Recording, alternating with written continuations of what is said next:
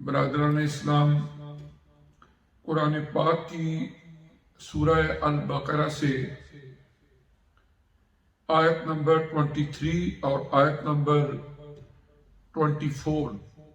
یہ تلاوت کی ہیں، اور انشاءاللہ انہی آیات کریمہ کا ترجمہ اور چند ایک تفسیری نکات عرض کریں گے۔ اللہ تبارک و تعالی نے ان آیات میں ارشاد فرمایا کہ وہ لوگ جو قرآن پاک کو کلام الہی نہیں مانتے تھے اور حضور نبی کریم علیہ الصلوۃ والسلام پر یہ تہمت لگاتے تھے کہ یہ اپنی طرف سے قصے کہانیاں گھڑ کے ہمیں بتاتے ہیں، اللہ کریم نے انہیں فرمایا آیت نمبر 23 میں ایک چیلنج کیا، وَإِن كُنتُمْ فِي رَيْبٍ مِّمَّا نَزَّلْنَا عَلَىٰ عَبْدِنَا، کہ جو کچھ ہم نے محمد الرسول اللہ صلی اللہ علیہ وسلم پر نازل کیا ہے، جو ہمارے خاص بندے ہیں، اللہ پاک فرماتے ہیں اگر اس میں ذرا برابر بھی تمہیں کوئی شک ہے تو تم اس قرآن کی صورتوں جیسی کوئی ایک صورت بنا کے لے آؤ، اور اللہ تعالی کے سوا جتنے تمہارے مددگار ہیں انہیں بھی بلا لو اگر تم اپنے اس دعوے میں سچے ہو کہ آپ اس کو کلام الہی نہیں مانتے۔ اس کے بعد آیت نمبر 24 میں فرمایا فَإِن لَمْ تَفْعَلُوا وَلَن تَفْعَلُوا، لیکن اگر ایسا نہ کر سکو، اور پھر فرمایا اور ہرگز تم ایسا نہیں کر سکو گے، تو پھر ان کو نصیحتاً فرمایا فَاتَّقُوا النَّارَ الَّتِي وَقُودُهَا النَّاسُ وَالْحِجَارَةُ، تو پھر اس آگ سے ڈرو جس کا ایندھن آدمی ہوں گے اور پتھر ہوں گے، اعدت للکافرین، جسے کہ کافروں کے لیے تیار کیا گیا ہے۔ اللہ تبارک و تعالی نے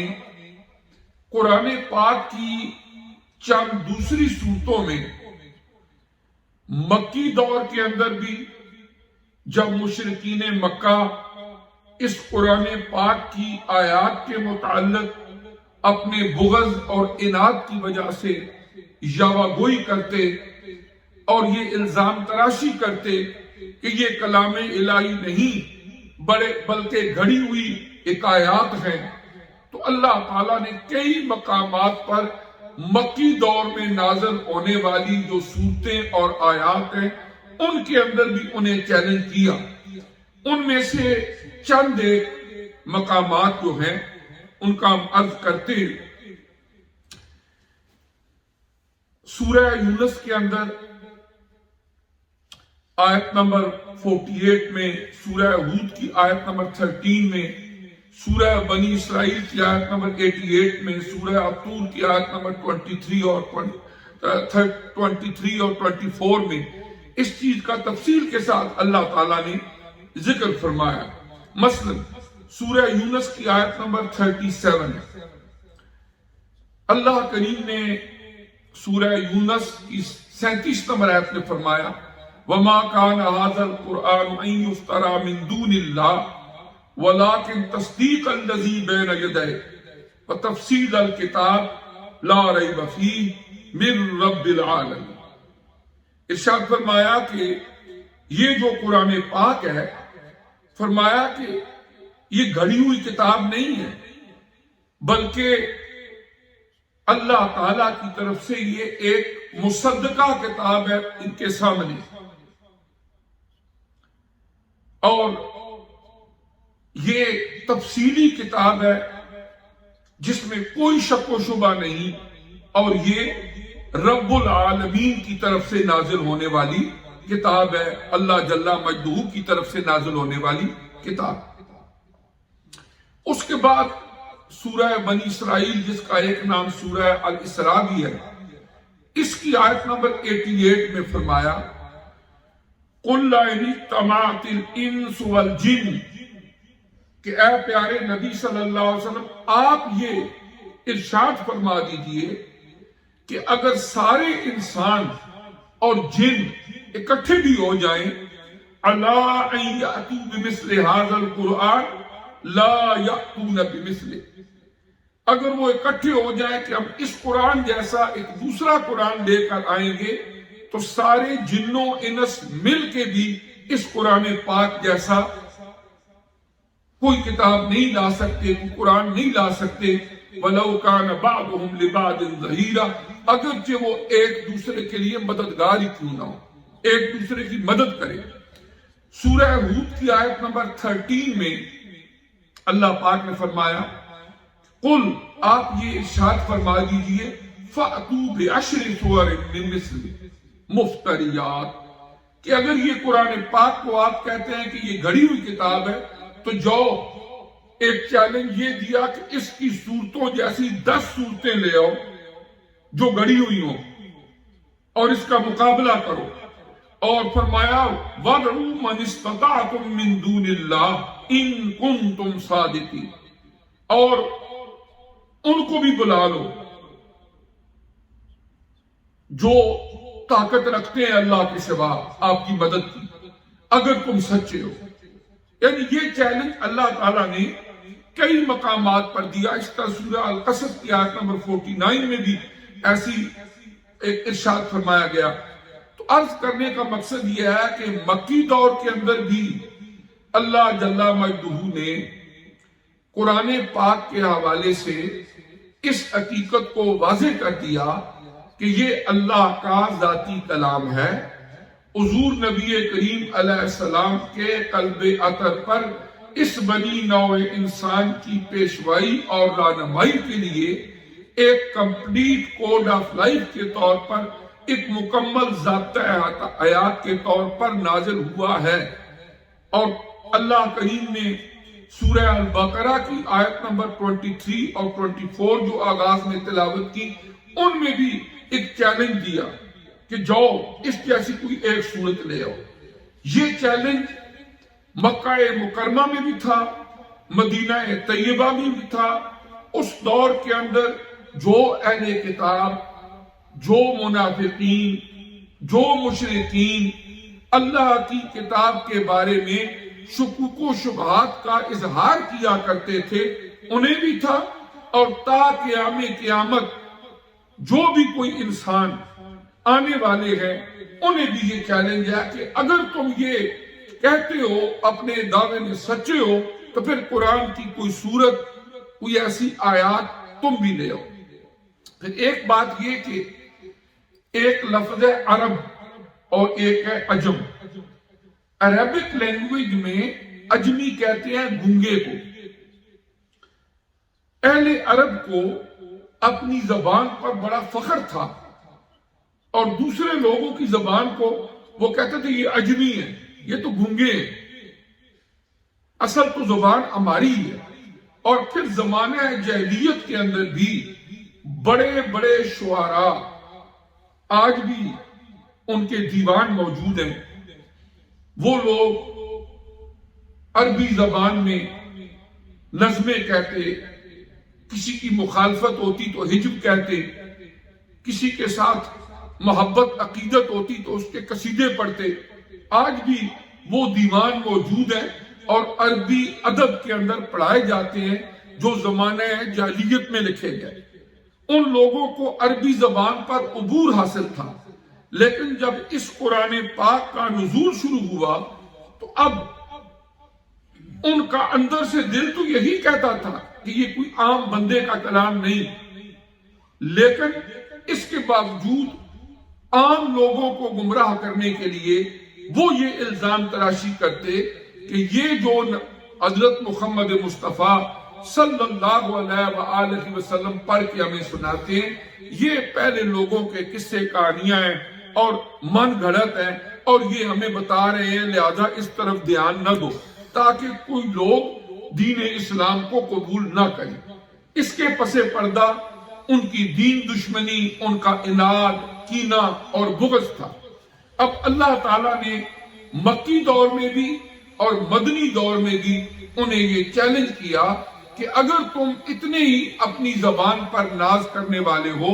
اور اس پر عبور رکھنے والے ہو تو پھر اس قرآن پاک جیسا، اس کی آیات، اس کی صورتوں جیسی کوئی آیات اور صورتیں لے آؤ۔ نہ یہ چیلنج انہوں نے قبول کیا اور نہ آج تک، بلکہ ایک روایت میں ہے کہ جب سورہ الکوثر نازل ہوئی، جب یہ سورت نازل ہوئی،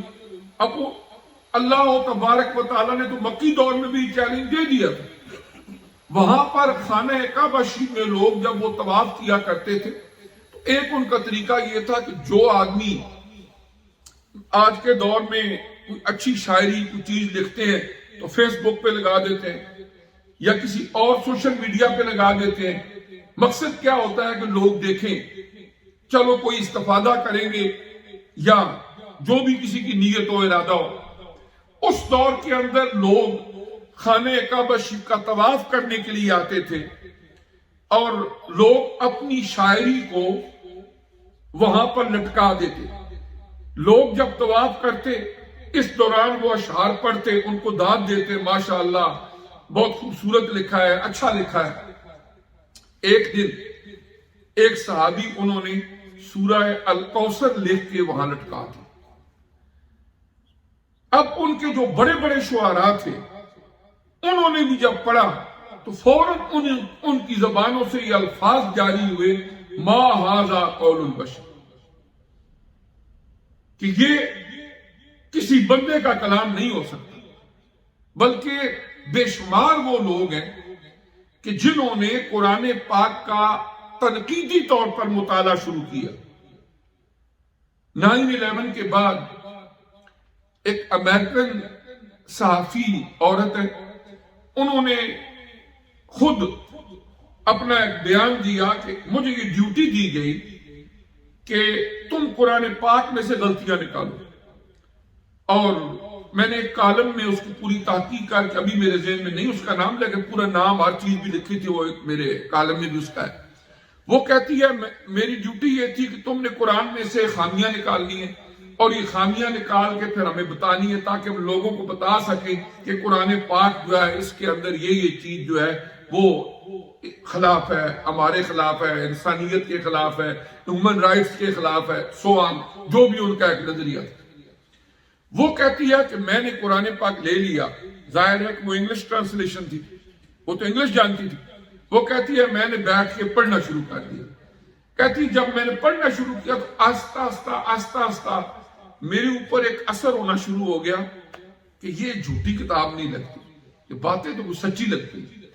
وہ کہتی ہے میں نے جب آپ سٹڈی کی ہے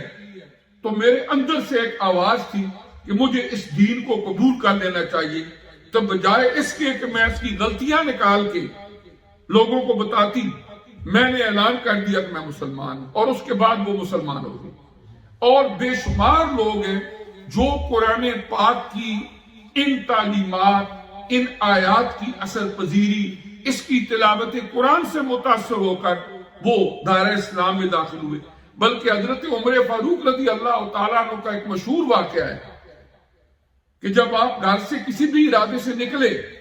جب اپنی بہن ان کے گھر گئے، وہ ایمان لا چکی تھی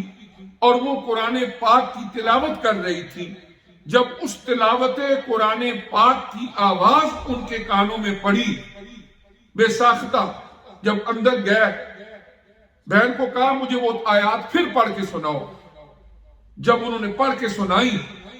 تو ان کے دل نے یہ گواہی دی کہ یہ سچا دین ہے، مجھے اسے قبول کر لینا چاہیے، اور حضور نبی کریم علیہ السلام کی بارگاہ میں گئے،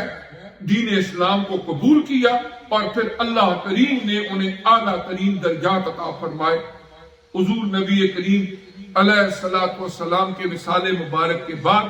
حضرت ابوبکر صدیق رضی اللہ تعالیٰ عنہ کی خلافت کے بعد 10 سال تک انہوں نے خلافت کے امور سر انجام دیے، اور اللہ نے بہت دین کا ان سے کام لیا۔ حضور علیہ الصلوۃ والسلام کی بہت ساری حدیث میں ان کے فضائل بیان ہوئے، تو اس کے لیے وہ بھی اس قرآن کی تلاوت سنتی۔ لیکن بات یہ ہے کہ قرآن پاک کے جو ہماری اوپر رائٹس ہیں، حقوق ہے، اصل بات تو یہ ہے کہ ان کو سمجھنا، پہلے نمبر پر اس پر ایمان لانا، دوسرے نمبر پر اس کی تلاوت کرنا، تیسرے نمبر پر اس کو انڈرسٹینڈ کرنے کی کوشش کرنا، چوتھے نمبر پر جو سمجھ ہمیں اللہ کریم عطا فرماتا ہے قرآن کی، اس پر عمل کرنا، اور پانچواں حق قرآن پاک کا یہ ہے کہ جو نور ہدایت کا اللہ نے تمہیں عطا فرمایا ہے، اس روشنی کو آگے پھیلانا اور دوسرے لوگوں تک قرآن پاک کی ان تعلیمات کو پہنچانا۔